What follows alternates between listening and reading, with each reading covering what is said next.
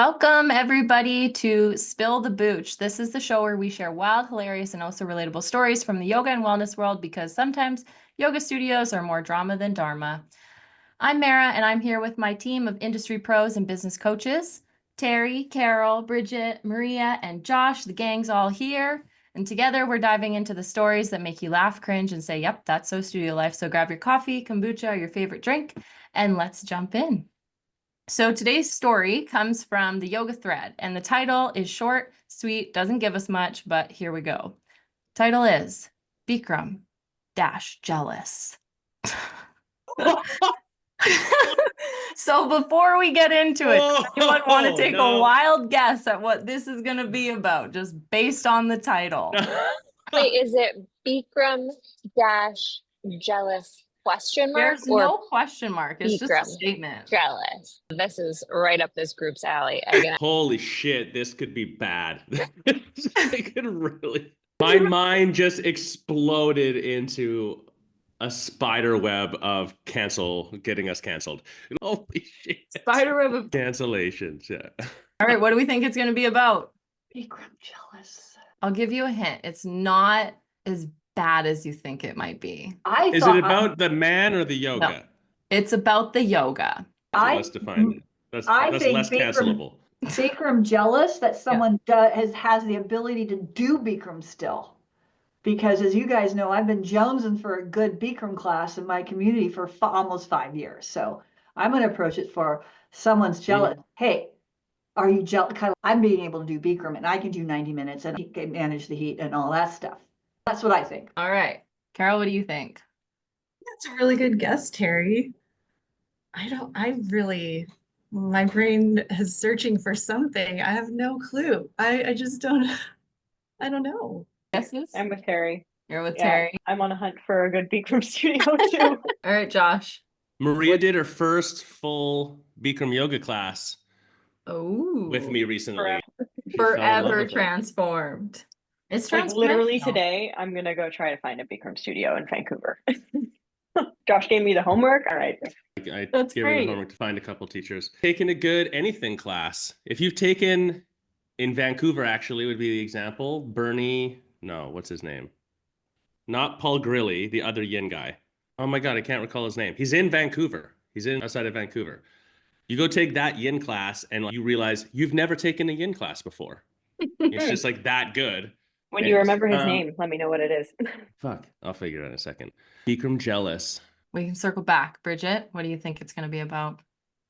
I am jealous of Bikram studios who have huge numbers, it feels like, all the time. So as a studio owner, as a vinyasa studio owner, also I was thinking maybe they're jealous because the sequence is so set.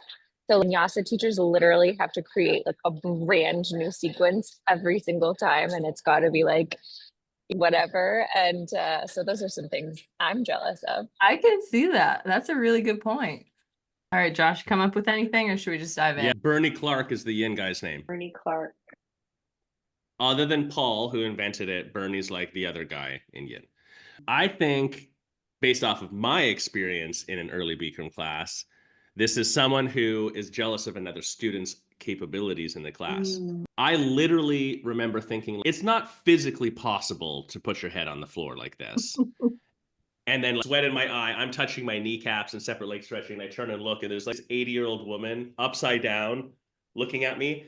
And I don't know if this is true, but in my mind, she's upside down and she's like, and then just like, hang on, that's a Canadian way to say it. How do we say it? What's this? How do you Americans say this? When someone does this, what do you call it? Oh, Flipping. See, in Canada, you say flip you off. That sounds a little weird. It could say giving you the finger, but that is not what it means. It's always Carol's laughing. She's like, no, don't say that. A little middle finger lesson right there. Dude, I was on my 50th studio where I would tell a story and be like, yeah, and then give the finger. And finally someone was like, hey, I don't think that means what you think it means. And I'm like, all this time, no one's told me that I'm just being a total creep. Anyways, all right. Well, Canada, we all say the same thing. So it's only when you went into the States that you were offending people. I know Maybe- Minnesota basically is Canada, but we definitely say give someone the finger. Yeah. First sometimes. state. So maybe Yeah, a exactly. border, any state that borders Canada is the same. And then the Just further anywhere that south it- you go, the worse it gets. It's anywhere that it's so cold that giving the finger doesn't sound sexual because you've got a snowsuit on. All right. Well, let's jump into the story. So, all right. So, story is again title Bikram dash jealous. My girlfriend has been doing Bikram yoga for a long time. Well, did until COVID, when the studio closed due to lockdowns. The new one is not so good, but anyways, I had a look into some yoga studios today and came across that Bikram studio that his girlfriend's practicing at. That's what they display on their website. The picture was deleted for copyright reason. The content was people wearing very little at a Bikram yoga class. Looks pretty close to a swingers club party, is what he says. Am I the asshole for being jealous? My girlfriend in underwear next to numerous other guys also in underwear. Is this the dress code in 40 degrees Celsius? Question mark. Edit. Thanks for all the input. Helps a lot, specifically the more empathetic comments. How people are angry about someone being concerned with this setting, I do not understand. But that's your karma problem, not mine. To be more specific, I trust my girlfriend. I am concerned about the other people's intentions. There are always a few weird people everywhere. Wow. This is yeah. awesome. This is Yeah. way better than I thought it was going to be. Everyone was wrong. Nobody guessed what it was I'm actually actually surprised no one said anything. No one guessed Wow. that. Once it comes out, it's like, oh, that's really obvious what that would be. But has anyone had a jealous boyfriend or girlfriend with a problem with the attire in their studio? How have you dealt with that, Maria? I You're got divorced. shaking your head. What did you say? I got divorced. Maybe Maria should divorced. start then. I think Maria should start. You need to elaborate. I can't understand what you're saying. Yeah, I didn't get what you said, so elaborate, please. Well, my ex-husband was always super, you're going to class dressed like that. You're wearing a bra and tight pants. He's like, every guy in there is going to be looking at you. What are you talking about? It's a yoga class. I'm sweating. It's so hot in there. It's impossible to wear. I'm wearing pants and using totally jealous, super controlling. I hated it. I was like, this is ridiculous. I'm not going there to try to get ass. I'm going there to take a yoga class. I want to feel good. I want to be comfortable. And I want to be comfortable in my own body. Who are you to tell me what I can and can't wear? And nobody, for the record, ever tried to approach me as a student. As a teacher, different story. But as a student, no one has ever tried to approach me in a yoga studio or hit on me or anything like that, no matter what I was wearing. And I've never seen it happen as a teacher to other students. But as a teacher, I have definitely been sexualized for sure. So Well, there's more to unpack there. Mhm. I'm not took a going while, to but I class ended up to getting pick divorced. I was going to say, That no was the- X. best response. What happened? Got divorced. Yeah. I'm not going to class to get ass. I'm going to class to love my ass as it is. Really nice. Yeah. Really nice. Put that on a bumper sticker or something. That's definitely a t-shirt A somewhere. bumper Yeah. sticker material. That, hey, Mara, put Yeah. that down for our new Already summit on the t-shirts. list. Love my ass as it is. I love my ass as it is. I didn't experience this firsthand, and obviously as the guy in the equation, I feel like probably not as common going this direction. But I definitely have heard this conversation. And in private in men groups, I have to say too. Really? I've heard it. I've heard it in a negative way, and I've heard it in a jealous of my girlfriend or wife way. It's definitely a thing. I wouldn't say ultra common, but I don't know. I think about it's changed now too. I would just preface this by saying what's interesting to me now is you go into studios that are 40 degrees Celsius, 40, 50% humidity. It's hot AF in there. And most people are wearing leggings now. Yeah. Or longer shorts, and the little tiny bra top is less common. It's usually a bigger one. There was a moment where people really were never scantily clad, never actually revealing, but the clothes were very small. That was common. That's sort of fallen out of style for the moment. I've actually been thinking a lot about this lately because, as you guys know, I've been really trying to find a studio, and the only studios, they don't really offer Bikram yoga classes, but when you are wearing certain broad tops in a Bikram class, you're not really moving like this where it's going to fall out. In a Bikram class, it's all like pretty stable in there, Well, and trust me, I've seen a lot of wardrobe malfunctions, and I have to say, I've seen more than my fair share of hairy scrotums as well. So that's not just nip slips, but little. don't teach. Forget about teaching the back of the class. There's a reason why we teach from the front of the class. Oh my God. Maria, is this making you more excited for your Bikram journey? Oh my Sounds like God. hairy scrotum. Gross. I'll be sure A to nip slip, no big deal at all. Like a nipple. Yeah. Scrotum slip, no. Just Disgusting. gross. Well, and Nobody wants to see that. There's no such thing as a good-looking scrotum. No, there isn't. The other thing that is very common, and it has to do actually more sometimes with leggings, and Carol, maybe you've seen this too, is when they go over the forward bends, and the fabric stretches so much that it almost becomes transparent. I see, and that happens more truthfully with things like shorts and leggings than it does with shorter pants. Right, Carol? What's coming up for me is when I started 20 something years ago, there weren't a lot of options. The fabrics weren't great. So I was buying swimsuit bottoms and just little tops because it's hot. So I'm wondering, has he not been to a class? I think he would want some tiny shorts himself or something that he could move in and that feels comfortable. And that was the trend back in the day, to have, you're saying, something small, teeny, just and moving into. And now I think you're saying the trend is more leggings or long pants. I think the fabrics have gotten better, and that's why it's more comfortable to wear them now in the hot classes. Something for me, I remember being a bit surprised when I first started. Oh, these people are wearing their booty shorts, but I loved it because everyone seemed really comfortable with their bodies. And it made me feel more comfortable with my body. I remember being like, I haven't seen women other than magazines and looking like a certain way. And here I came to this Bikram class, and there were all different body types wearing their booty shorts and loving it. And it helped me be more comfortable in my body. So I think the poster is an asshole. He absolutely is an asshole. I agree. Josh? I was going to say, there seems to be a little bit of a lost art of yoga around the discipline side of things and around the self-empowerment side of things in a couple of little weird ways that you wouldn't think of. In my mind, this is one of them. There really was this attitude. It wasn't that you had to wear stuff. It was just like you just calibrated towards it and no one talked about it. You should be wearing stuff that fits properly so that you're not adjusting. The whole idea is you shouldn't be touching your clothing while you're practicing. There's no adjusting. There's no between postures, because between postures, fucking hold still and look in the mirror was the idea.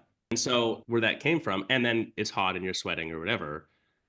But that conversation, I don't hear it anymore at all. We were just at a studio and everyone gets a hand towel when they come in to wipe their sweat because it's a really sweaty studio.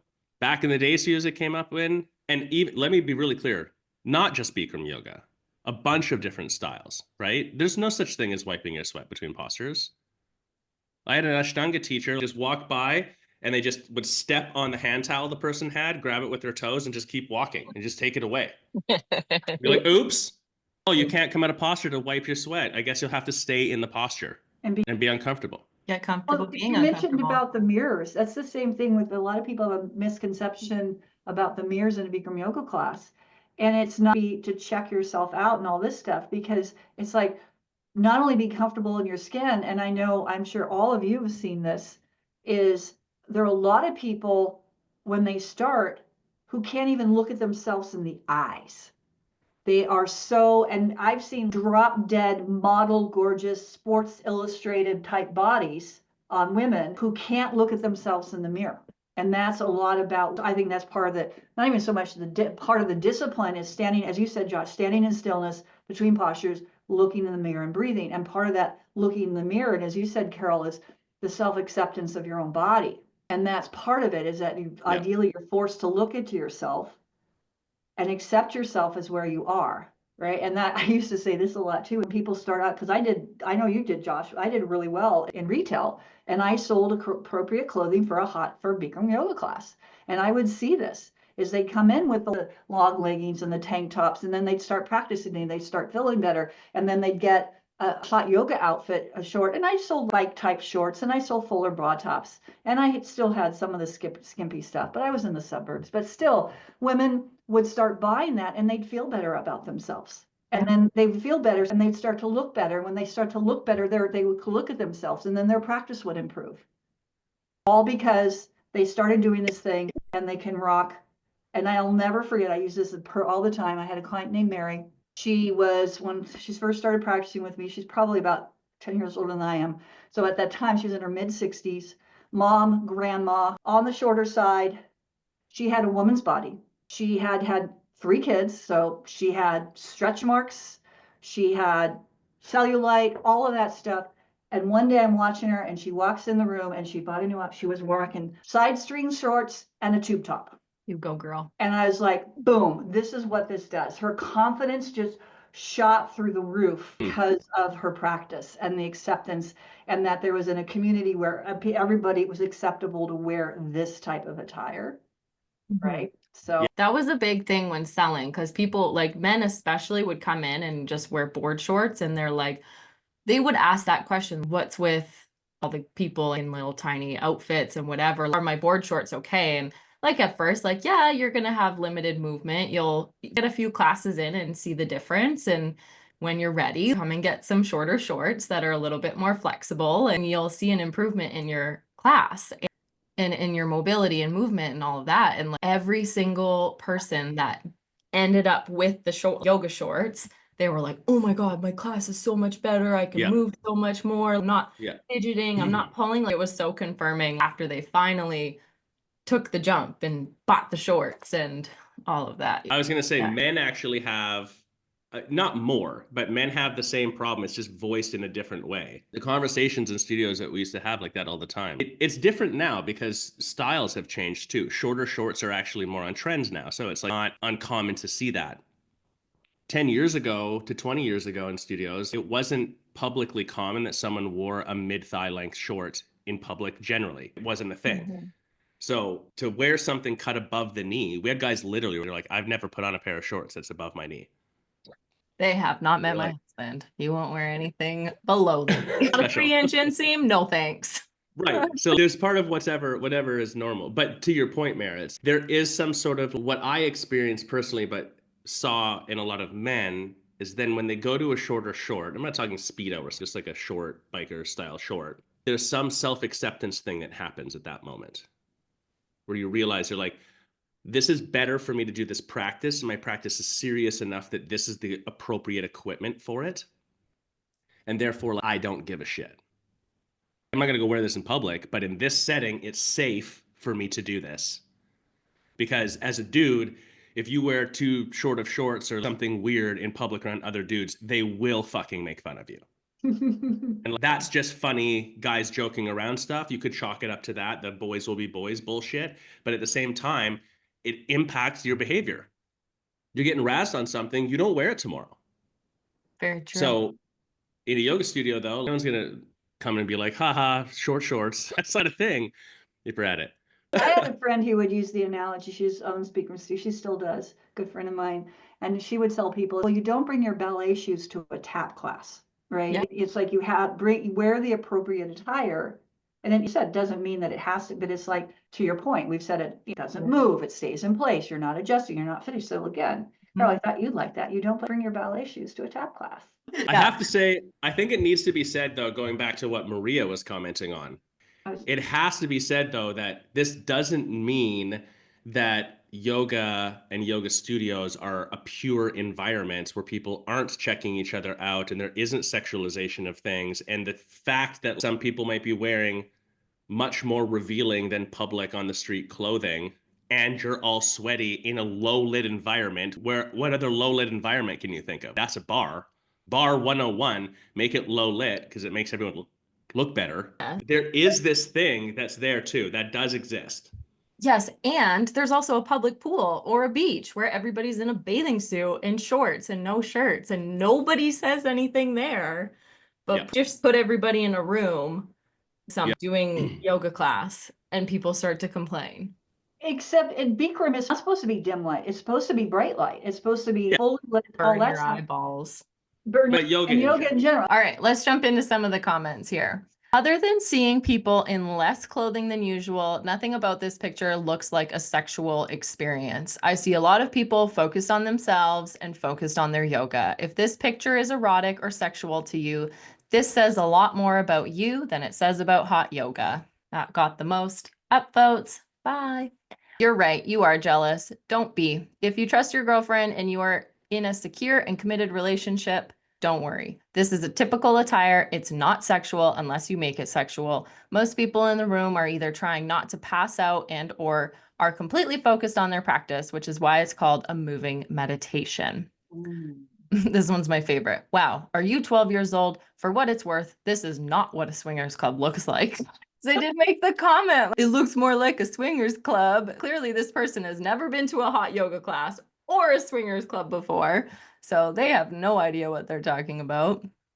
Yes, you are currently in controlling boyfriend territory, and it's not a good look. Relationship damaging. The style of yoga matters. Yes, sometimes folks are way closer in less clothes. Not your business at all. May want some therapy, as telling women they cannot take a yoga class is going to limit your dating pool. ... By a lot. How about go with his girlfriend to class and become part of, and understand? When I first thought, go with them. Go with I them. guarantee if he went to a yoga class with her, he would have a whole new perspective. I remember my first yoga class, my friend was like, oh, you just wear sweatpants and a t-shirt and you'll be fine. And I was not fine. But that was the last time I did that. It was awful. Carol, do you have a lot of couples practicing at your studio both before you sold it and now? It's like date night. Well, sometimes I'm counting. fun. There's 6 couples in here. That's amazing. We would always joke, you can hold hands at the end of Savasana. We're like, oh, I sit on the other side. I don't want to see what they're doing. But some of them do sit next to each other. It's pretty cute. Or when you go in Lotus, and then you hold hands. I would always hold hands with my friends in that one. It was always so fun. And then we'd all push each other up and see who was higher and have competitions. It was super fun. All right, couple more comments. I had to check what sub I was in. Yes, that's typical hot yoga attire. No, there's no swinging in yoga. Maybe try going along for a class. Yoga is also good for dealing with negative emotions like jealousy. Don't make your girlfriend deal with your insecurities. Of course, there is no swinging in yoga. And yes, I believe it is not erotic to the participants, yet I cannot unsee that picture. Am I weird if I do not like my girlfriend dressed like this, close to other men, wearing a slip only? This is going backwards. I think the thing that was said in there that's the most brilliant of all of this, because this is Tantra philosophy, which is a yoga genre, by the way, not just sexy time stuff. The idea that anything, like, it's only sexual if you sexualize it. Yeah. And so I actually got in a straight fight with a couple people at house one time, some years back, because their son was playing with my daughter. They were the same age. They were both 5. Somehow she's like, oh, I'll give you like a massage on your foot or something like that.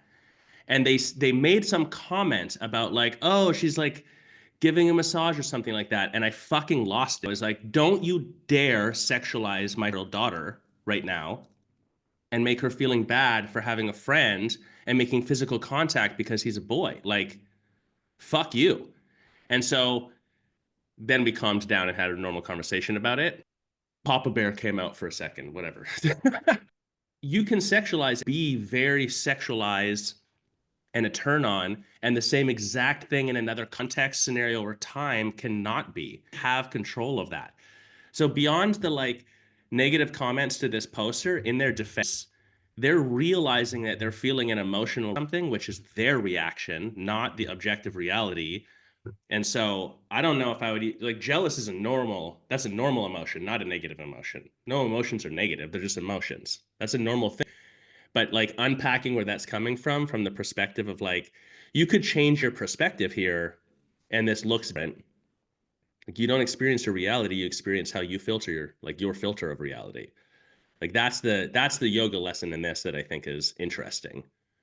And here's how yoga ripple effect. Because this person's girlfriend goes to yoga, now they get to have, they are lucky enough to get to have a conversation about this, about like what we believe as a couple in our relationship is appropriate attire in a public setting around other people, and what do we find to be sexual or not, gets to do that. How? Well, I would just add, because when all of these forums, these sites, is if you issue, why didn't he just go ask her first and say, this is how I'm feeling. I feel this when I see this, this is how I'm feeling, and I'd like to have a conversation about that. So this is just real more of a larger commentary, and maybe I can get them, is like, why do people feel that they have to go to the internet to talk about these things instead of going to the person and saying, this is this, can we talk about it? And here we are coaching relationships all of a sudden. I mean, seriously. It's No, like, really though, Terry, that's a great point. In a lot of Reddit stories, 90% of the relationship feedback and advice that they immediately give is like, this could all be served if these two people just communicated instead of going to Reddit for their and it's so true. Like, you really should just communicate your feelings and talk about it and have hard conversations and speak your truth. Well, why does that happen? Because they're scared. Yeah, absolutely. Like they have their own, they're scared, and the negative ego teaches us to go look for confirmation bias. If I post on the internet and 1 in the 10 posters says like, nah, you're right, dude, it's fucked. Fuck that Bikram yoga and them small shorts. I'd never let my girlfriend do that. They're like, yeah, I'm right, yeah. It's a human nature thing. It's why this is all yoga. The best advice, the best practical advice in there was like, go take some classes. Yeah. Don't worry about the result. Just go take 10 classes in the next month and then have a conversation about it. Yeah, absolutely. A date night with your girlfriend. Yeah, have a date night. All right, let's flip the script.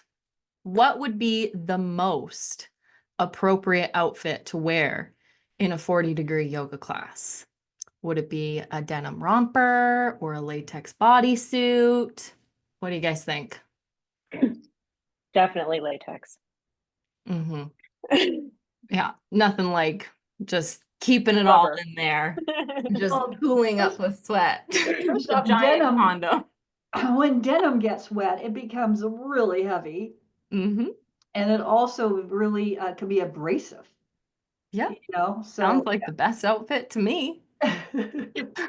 Well, you could have you could have a romper made out of, maybe not late, but something like, I actually, now that I'm older and I have old lady knees, is I like to wear skirts in hot yoga classes now. I find skirts to be really comfortable and practical, and still, so yeah, it's tough getting old lady knees. Well, Terry, you do know that the skirt will not cover up the knees. I know, but I feel like a better past the somehow knee wearing. skirt. True. I don't know. Whatever. Oh my gosh. There was always this I shouldn't say kid, this man at our yoga studio, and every Halloween he would wear one of those blow up suits. Oh, you talked about that. And yeah, like he would always wear this blow up suit in the Halloween class. He would wear it for the whole time. And like after, like every time he'd be like, oh, I regretted that, I shouldn't do that again. And then he'd come back the next year and do it again. And one year I dressed up as a baby and I wore Depends in the hot yoga room through class. And it was not good. It was quite awful and disgusting. Well, I think to Carol's point, the biggest thing back then, and you nailed it, Carol, was the fabrics. They just weren't 20 years ago, but now you can get like a lot of the manufacturers, they have like, swim shirts that actually, long sleeves and leggings and swim, and particularly for, women. And I started to see this more and more, is I had a Muslim client, and she would wear and you could find those now, right? It was like full coverage during a hot yoga class, including the hijab. Am I saying that correctly? And she was fine because the materials have evolved so much in the last couple of decades. Yeah. Yeah. So Carol, what do you think the most inappropriate outfit would be to wear Oh, inappropriate. I thought you said what is the most appropriate. No, inappropriate. Inappropriate. Oh, I thought you said appropriate. That's also No, what I mean. inappropriate. Okay, well, that makes sense because I don't think Terry understood the challenge Yeah. assignment. I thought you said Talking all these very appropriate, too. appropriate. I thought Okay, you that said makes way appropriate. more sense. I meant Yeah. inappropriate. If I said appropriate, I meant inappropriate. Oh, inappropriate. Okay, so let's redo this. What's the most inappropriate outfit to wear in 40-degree yoga class? Your birthday suit. Please cover yourself. Truth. I'd rather you show up in cardboard and packing tape than what if somebody showed up in like full on bubble wrap outfit? That would just be Really annoying during class. Like all like Right. like Well, and sometimes as a studio owner, by Maria, is occasionally you might have to have, I don't care, did you ever have to have a conversation with someone that it really was inappropriate, what they were wearing? And how did you handle that? Yeah. I mean, from the gate, we would usually tell people wear whatever you're most comfortable sweating in, and it can be small, just you need to be covered.